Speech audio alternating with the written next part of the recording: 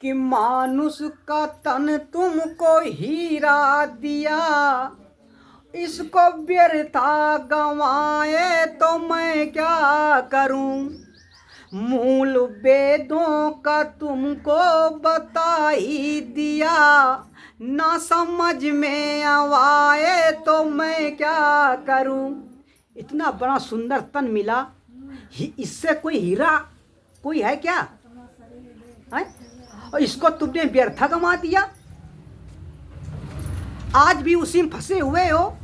यहाँ कितनी बार सत्संग हुआ, एक बात की भी अमल नहीं की गई, एक फन्ना से भी बाहर छूट कर नहीं निकल पाए। अरे जानवर होता है तो एक खूंटा में बंधा रहता है, पर आप लोग तो 9 खूंटा में बंधे हुए हो। आप लोग 9 खूंटा में बंधे हुए हो। एक छूटोगे तो किससे छूट पाओगे? आपको 9 खूंटों से छूटना है। कब छूटोगे? क्या नहीं छूटना है? इसी में बंधे रहना है। इतना सुंदर तन मिला, अगर मानव तन में नहीं छूट पाए तो इसके बाद छूट पाओगे? किसी तन में छूट नहीं पाओगे। आप राजा हैं, मन के राजा हैं, जब चाहे छूट लो, आपको कोई रोकने वाला नहीं है। इसके बाद आपको छूटने का मौका नहीं मिलेगा। आज दिन तक भी समझ में किसी की नहीं आया। इतनी बार सत्संग हुआ, इतना समझाया गया, पर अभी तक किसी के समझ में नहीं आया। आज दिन तक भी समझ में नहीं आया। क्या बात समझ में आई? कोई बात समझ में आई? कोई बात समझ में नहीं आई। अगर जब कोई बात समझ में नहीं आई तो एक बार गुरुजी से पूछते, संतों से बुलाकर पूछते। भाई बच्चा स्कूल में जाता है, पढ़ता वही बच्चा है जो बार बार पूछता है, जो समझ में नहीं आता। जो आप सोचो कि मास्टर आपके पूछे कि बच्चा तुम्हें समझ में आया कि नहीं आया, वो क्या पूछेगा आपको? वो नहीं पूछेगा। वो तो एक बार बता देगा, समझ में आए तो आए, नहीं आए तो ठीक है। पर यहाँ कितनी बार समझाया गया, पर किसी को आज दिन तक भी समझ में नहीं आया।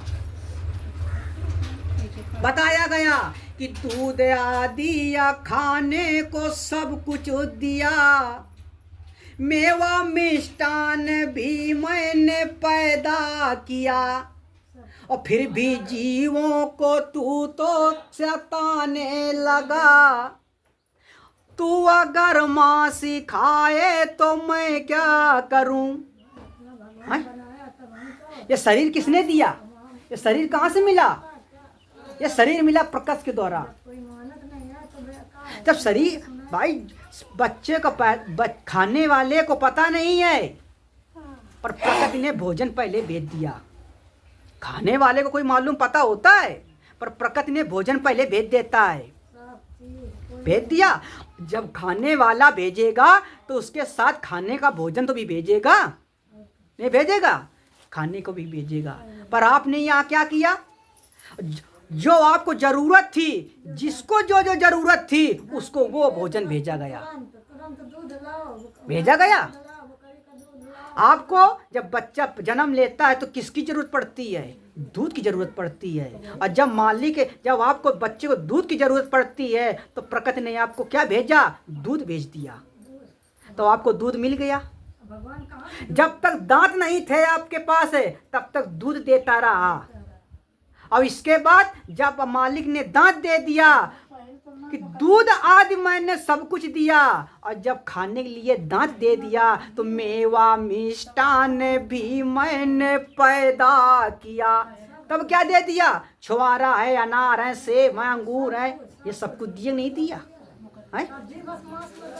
इतना देने के बावजूद भी तू, अगर इतना होने के बावजूद भी तू जीवों को सताने लगा, और तू अगर मांस खाए तो मैं क्या करूं। और जब वो मांस खाने लगा, जब बच्चा जब तक दूध पीता रहा कोई तकलीफ नहीं थी। जब दूध पीता था कोई बीमारी थी? कोई बीमारी नहीं थी। कोई मुसीबत थी? कोई मुसीबत नहीं थी। कोई तकलीफ थी? कोई तकलीफ नहीं थी। जब अनार खाता था, छुआरा खाता था, संतरा खाता था, कोई तकलीफ थी? कोई तकलीफ नहीं थी। जब वो मांस खाने लगा जब वो मांस खाने लगा तब से उसको बुखार भी आने लगा, तब से दर्द भी होने लगा, पेट भी दर्द करता है, शरीर भी दर्द करता है, दिमाग भी काम नहीं करता है, घर में झगड़ा भी होने लगा। और जब मांस नहीं का सेवन नहीं होता था तो कुछ नहीं घर में था। और तू अगर मांस खाए तो मैं क्या करूं? अब यहाँ गलती किसकी है? उस मालिक की गलती है कि खाने वाले की गलती है? खाने वाले की गलती। अब तू मांस खाए तो मैं क्या करूं? कोई मेरी गलती नहीं। कि दीन दुखियों के दिल को दुखाने लगा, रात दिन पाप में मन लगाने लगा, तूने जैसा किया वैसा पाने लगा, आज आंसू बहाए तो मैं क्या करूं? वो दिन याद करो जब आपके पास जवानी थी, वो दिन याद करो पहले जब आप किसी की बहू थी, जब आप किसी के बेटा थे, जब आप किसी की बेटी थी, पहले वो दिन जाओ। आज शरीर बूढ़ा हो गया, आज कोई कहा नहीं मान रहा है, तो आज शरीर से आंसू निकल रहे हैं, दर दर ठोकर खाद घूम रहे हैं, अपने दुख बताते घूम रहे हैं। क्यों बता रहे हो? पहले पिछले जाओ, वो दिन जाओ। एक बार भीष्म पितामह जी रास्ते में जा रहे थे, राजकुमार थे। एक रास्ते में सर्प बैठा हुआ था, तो उन्होंने सोचा कि रास्ते में सर्प बैठा है, लाओ थोड़ा हटाकर बाहर कर दें। तो उन्होंने एक लकड़ी से वैसे सर्प को फेंका तो धोखे में जा करके एक झाड़ी में गिर गया जाके। और जब झाड़ी में गिर के गिर गया तो वो उसी झाड़ी में फंसा रहा कई महीने तक। वो पाप लग गया। पर वो भीष्म पितामह ने किसी भी जन्म में उसके बाद कोई उन्होंने पाप नहीं किया था। पुण्य करते गए, भजन करते गए, सत्संग करते गए, उस भजन के द्वारा मगर उनको मुक्ति नहीं मिली। उस सत्संग के द्वारा, भजन के द्वारा मनुष्य का जन्म पे जन्म मिलता गया भाई, क्योंकि उन्होंने पाप नहीं कर रहे ना। और वो पाप लगा हुआ है वहां। जब द्वापर में आए, द्वापर में जब महाभारत हुआ और जब अधर्म और धर्म की लड़ाई हुई, तब कौरवों धर्म की तरफ से उन्होंने लड़ा, तब वो पाप वहां से लागू चालू हो गया। और जब लागू हुआ तो कितने जन्म का पाप था, कितने जन्म बाद वो पाप भोगना पड़ा। कितने जन्म का पाप था। उन्होंने कहा प्रभु हमने कोई पाप नहीं किया है, हमें तो याद है हर जन्म का कोई पाप नहीं किया है। तो उन्होंने कहा एक बार और पिछले जन्म तक जाओ, तुमने एक सांप फेंका था। तो उन्होंने कहा प्रभु अगर उस जन्म में हमने ये पाप किया था तो हमको उसी जन्म में ये पाप का दंड मिल जाना चाहिए रहा है। तो मालिक ने कहा आप इसके बाद कोई पाप ही नहीं किया था, वो वहीं लगा हुआ था। उस पाप के कारण है कि भोगना था, उसकी वजह से उनको मुक्ति नहीं मिली। कि चाहे बन जाओ शंकर समोही और बिन भोगे बची हो ना कोई। दर पे दर है। आप ये मत सोचिए उन्होंने केवल एक पाप किया था, सांप को फेंक दिया था। कितने जन्म बाद उनको वो पाप भोगने के लिए कितने जन्म लेना पड़ा। और आप तो एक ही जन्म में जाने कितने पाप करते, तो आपको कितने पाप भोगने के लिए कितने जन्म लेना पड़ेगा? बोलिए। आप इसी जन्म में सोचते प्रभु अब हमको दोबारा मानो तन देना उठा लो। अरे ना, जब एक जन्म एक पाप को भोगने के लिए कितने जन्म लेना पड़ा।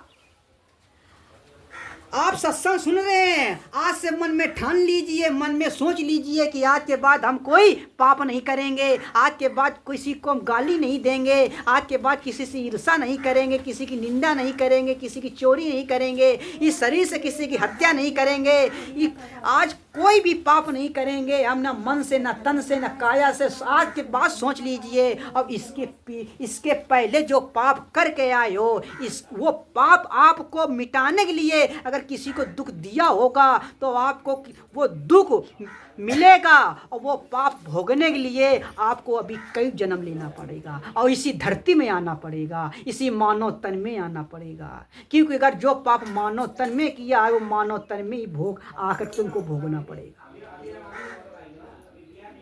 ये ना सोचना कि इसी जन्म से हमें छुटकारा मिल गया, इसी जन्म से छुटकारा भी नहीं मिला तुमको, अभी फिर आना पड़ेगा। जब एक पाप के खातिर इतने जन्म भगवान को भीष्म पितामह के इतने ज्ञानी थे, जब उनको भोगना पड़ा तो हम लोग तो अपनी क्या कहें, पैर की धूल के बराबर नहीं है। अब यहाँ चिल्लाते घूम रहे प्रभु, हमारा बच्चा कहना नहीं मानता है, हमारा पति कहना नहीं मानता है, हमारी बेटी कहना नहीं मानती है, हमारी बहू कहना नहीं मानती है। क्यों नहीं कहना मानती है, क्यों नहीं कहना मानता है? कभी ये सोचा है कि इसका क्या कारण है? हर चीज के पीछे कोई ना कोई कारण लगा हुआ है। कभी ये नहीं सोचा कि इसका कारण क्या है? तो आपने तो हजारों पाप किए होंगे, कोई गिनती नहीं कितने पाप किए होंगे। जब इतने एक पाप खाती इतना भोगना पड़ा तो आप कितने जन्म, अभी और जन्म लेना पड़ेगा। और आकर के इसी प्रकार से ना, जैसे अभी दुखी है मानव तन में, फिर पुनः आओगे फिर इसी प्रकार से दुखी होना पड़ेगा। तो आप पीछे जाइए, जिस तरह वो उन्होंने याद दिलाया कि आप पीछे जाकर जाइए, सांप को फेंक दिया तो आप भी जाकर देखिए। और पीछे जाइए, जब आप किसी की बेटी थी तो आप याद कीजिए, आप हमने जब बेटी थी तो हमने किसी का अपमान किया कि नहीं किया है? जब हम बेटा थे किसी का अपमान किया है कि नहीं किया है? याद कीजिए। जब आप किसी और पीछे जाइए, जब किसी की बहू थी तो उस बहू, जब बहू के रूम में थी तो आप देखिए कि बहू के, जब हमारा बहू के रूम में थे तो हमने क्या क्या किया है। जाइए वो वाले पाप भोगिए जाए।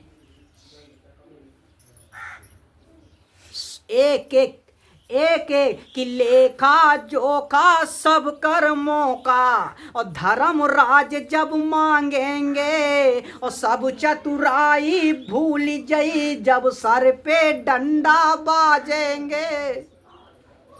आप हैं कौन हेर फेर में, आप हैं कौन चालाकी में?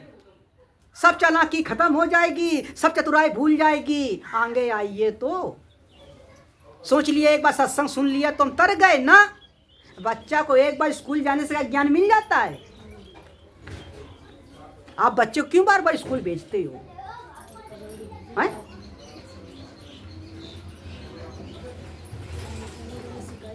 जिंदगी में बिना ये जिंदगी बड़ा अरे आप पहले 9 खूंटे से बाहर होइए। सत्संग सुनना तो ये बहुत दूर की बात है, आप 9 खूंटे से बाहर होइएगा। अभी तक आपका ठौर नहीं मिला है। ठौर ढूंढना है आप लोगों का काम, हमारा ठौर है। रुकने का कहाँ रुकोगे? चलते जा रहे हो, चलते जा रहे हो, चलते कब तक चलते रहोगे? चलते तो आए हो कि भारमती नर तन पायो और कोटि जन्म लगे भटका खायो, और तुम बिन कही के सरने जाए और तुम्हारे बिना पार नहीं पाए। भटकत भटकत कैसे जन्म मिला मानव तन का, अभी भी ठौर नहीं मिला है। कि पाप पुण्य दो बैरी कटी और चकुरी दुई यही जानिए। पाप पुण्य दुई बैरी कटी, चकरी दुई यही जानिए, और बैराग दुई लक्षण है, आवागमन नहीं मानिए। आप बैराग बनिए। ढासे ढाल सहो बैरागा और लोभ मोह मद सब भागा। आप बैराग धारण कर लीजिए, आप लोभ मोह सब भाग जाएंगे। आप धारण तो कीजिए, आप बैराग तो बनिए, विवेक तो बनिए। बैराग है नहीं, और जब बैराग होगा नहीं तो कि आड़ा से आड़ा रहो निज पद में और दांव न पावे दुश्मन घर में। हम तैनात हैं अपने घर में। अगर सैनिक बॉर्डर में देखो, लोग तैनात रहते हैं नहीं रहते हैं?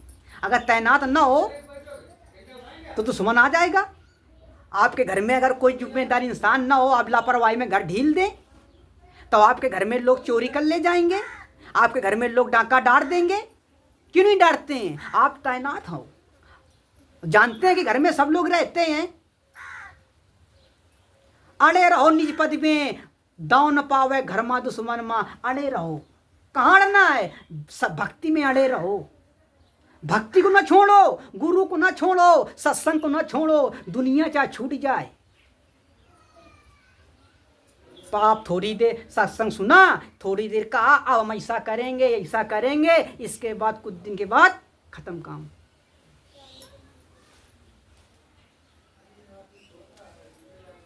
चार जगह सब नर्तन के चलत है, सब नर्तन चार जगह पर ठौर कुछ देर।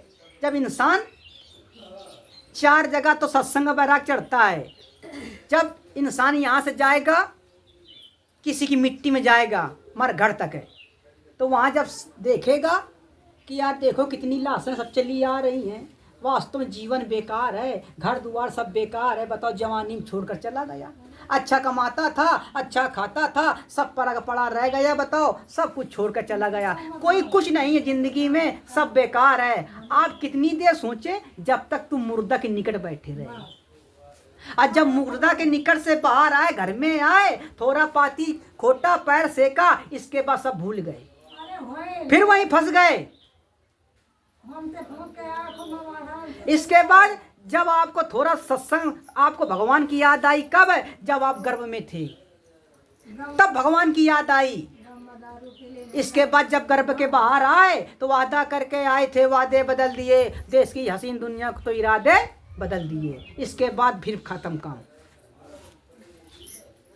रति। इसके बाद जब किसी वासना में गए, वासना के पास गए, स्त्री के पास गए, फंस गए, जाके नर या नारी के पास फंस गए। जब उसके वासना से जब दूर हटे, तब याद आया, अरे बहुत बेकार ये है, सत्संग बहुत अच्छा, ये नरक है, कहाँ हम आकर फंस गए।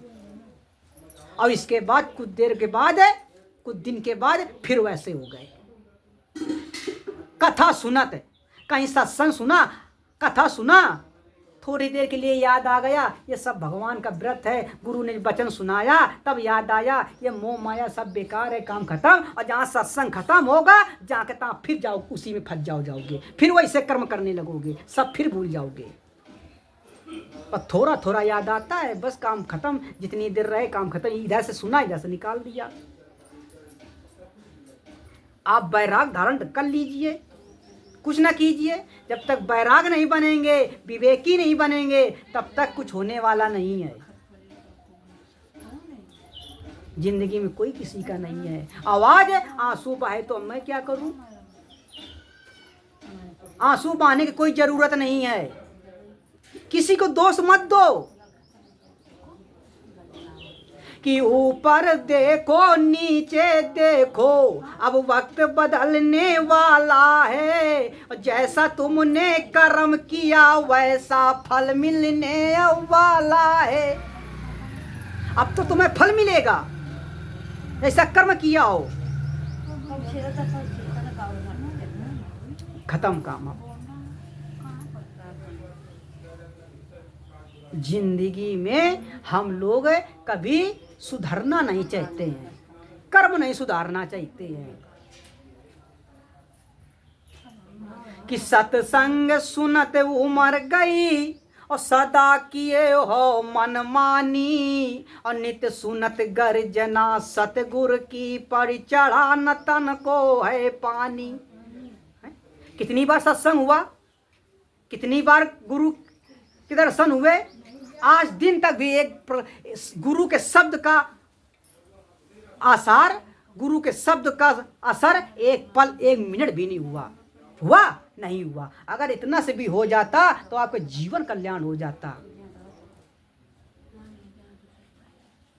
अरे कुछ नहीं कर सकते आज ना पुण्य, याद रखना मेरी बात को, छोड़ दीजिए किसी के पुण्य पाप को, छोड़ दीजिए ना पाप करना ना पुण्य करना, इससे बाहर हटिए। फिर कोई मुसीबत पड़े, कोई दुख होए, कोई आपको सताए, कोई अशब्द बोले, तब बताना। ना पुण्य करना ना पाप करना, इसके बाहर हटिए। ना सुख में रहना ना दुख में रहना, पाप हटिए। ना राग में रहना द्वेष में रहना। राग करना किसी की अच्छी बात सुनना, ना किसी की बुरी बात सुनना। अच्छी बात सुन लिया, तुम्हारी तारीफ कर रहा है, कोई अच्छा बोल रहा है तो बड़ा अच्छा लग रहा है, और जब किसी ने तुमको गलत कहने लगा तो खराब लगने लगता है। क्यों लगा? क्योंकि आप अच्छे सुना ना, अच्छे के आती हैं। और जबकि जोड़ा चल रहा है यहाँ तो जोड़ा चल रहा है, जब तक झूला ऊपर जाएगा नहीं तब तक झूला नीचे। यहाँ तो जोड़ा खेल है और आप जोड़ा में फंसे हुए हो। ना किसी की अच्छी बात सुनना, ना किसी की गलत बात सुनना, इससे दूर हटिए। ना बेहद में रहना, ना हद में रहना, इससे भी दूर हट जाइए। ना शुभ कार्य करना, ना अशुभ करना, इससे भी दूर हटिए। ना धर्म करना, ना अधर्म भी करना, इससे भी दूर हटिए जाइए। फिर बताइए, मगर ऐसा हो नहीं पाएगा कि अनेकों जोड़ों के पृथक और साहेब कबीर काशी इष्टमम, और जैसा कहें वैसा किए, ऐसे गुरु के शिष्य हम। यहाँ जैसा कहा जाता है वैसे किया जाता है। त्याग दीजिए। त्याग का ही दूसरा भक्ति का नाम ही तो त्याग है। आप भक्ति करना चाहते हैं पर त्याग करना नहीं चाहते हैं। सारी उम्र बीत गई कि नाम लिया दिन रात मगर और मन हुआ न मैदा है, और गया न मन का महल भजन क्या कीने फायदा है। कोई है लाभ? इस समय बार बार नहीं मिलेगा, इस समय को गंवाओ नहीं।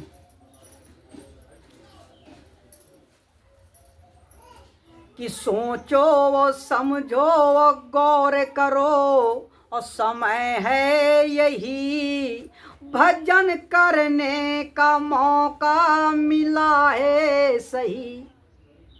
जो गई सो गई अब तो राखो सही, दुनियादारी में जीवन गंवाओ नहीं।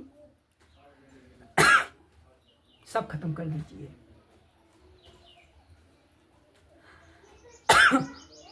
अकेले हो जाइए, बैराग हो जाइए। और जब जोड़ों के बाहर आओगे, जोड़ा से बाहर निकल के आओगे तो अकेले हो जाओगे, किसी की जरूरत नहीं पड़ेगी। फिर कोई सुख दुख रहेगा? कोई नहीं रहेगा। मगर क्या करोगे? ये हो नहीं सकता है, ये कठिन है।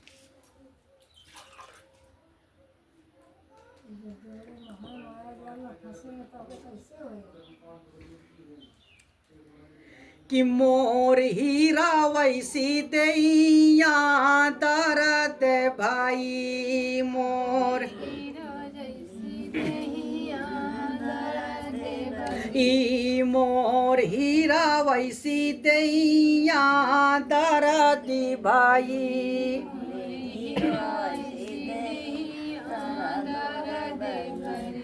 हीरा इसी जवानी में शरीर दर्द हो रहा है, तन भी रोग है, मन भी रोगी है। तन फंसेगा बीमारी में और ये मन फंसेगा विषय विकारी में। और तन बीमार कब हुआ? जब ये मन विकारों में फंसा। चार जगह फंस, या तो आप प्राकृति के द्वारा मारे जाओगे। आप खेत में अनाज बोए हैं, पानी गिर गया, फसल बेकार हो गई, फसल नहीं आ पाई, आप बर्बाद हो गए। क्या किया जाए? या तो संसार मारेगा आपको, संसार में फंस के लड़ाई झगड़ा में, कचहरी अदालत में फंसते रहो, मरते रहो, मुकदमा में बर्बाद हो जाओगे। या तो पारिवारिक में फंसकर मरोगे, लड़ाई झगड़ा में, परिवार के चक्कर में, इसमें फंस करके मारे जाओगे। या तो बीमारी मारे जाओगे। कहाँ बचोगे तुम्हें? और हर जगह मरना है, क्या करोगे? तो क्या इससे बचना नहीं है?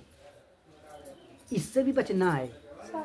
और शरीर हीरा इसी दैया है, फंस गया मन विकारों में, विषयों में फंसा हुआ है शरीर है। अरे बुढ़ापा में तो चलो कोई बात नहीं, जवानी में बताओ,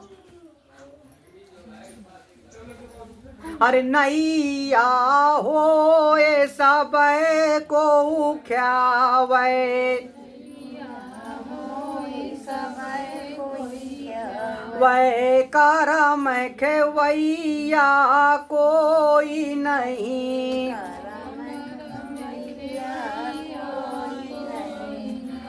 आपका कर्म खेने वाला कोई नहीं है यहाँ पे, सब में हिस्सा बटाने वाले मिलेंगे, पर कर्म में कोई आपको हिस्सा बटाएगा?